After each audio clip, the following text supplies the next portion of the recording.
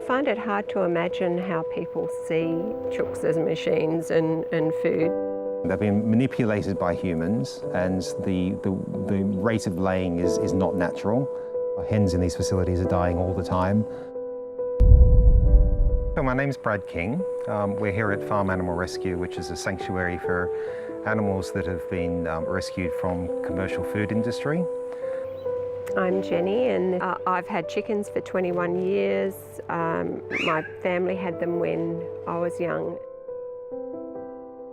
So we have everything from hens to cattle to pigs, sheep and goats here.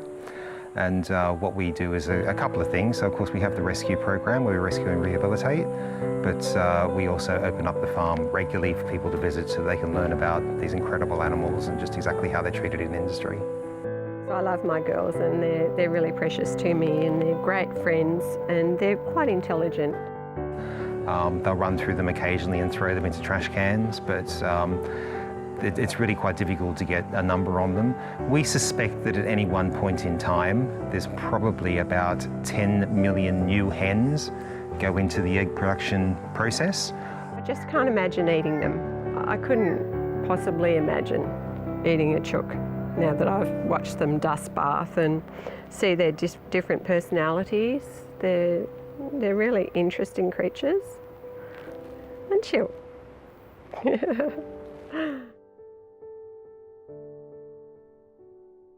There's a number of different brand types that the egg industry have produced to meet what's considered to be consumer demand. Fundamentally, there's really only three types. So there's hens that are kept in battery cages, there's hens that are considered cage-free, which generally live in huge barns, around 10,000 to a barn. And then there is a small free-range component to the industry, which is arguably animals that are able to access the outdoors, albeit none of these standards, of course, are official. There's no government legislation defining which of these standards exist and don't. But that's really the three varieties that you tend to see.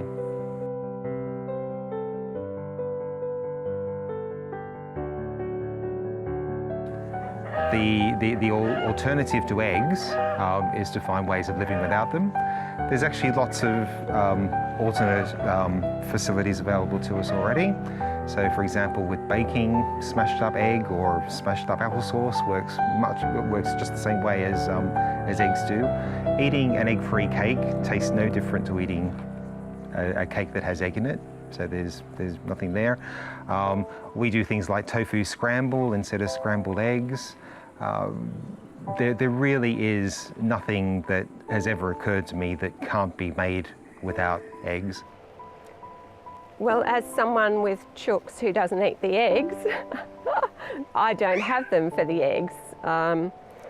In fact, sometimes the eggs can be a burden because I get too many and don't know what to do with them, so I give them away. So I give them away to the women who I look after in pregnancy, and I give them away to other friends and they give me the cartons because I don't have cartons. I like the idea that I'm providing eggs for people who normally would buy them, and we don't know the state of the eggs, of the chooks and how they're treated. So I really like that. I know my hens are really well cared for and that they have a really good life and a long life, and they're not culled when they're 18 months, and I couldn't dream of eating one of these girls.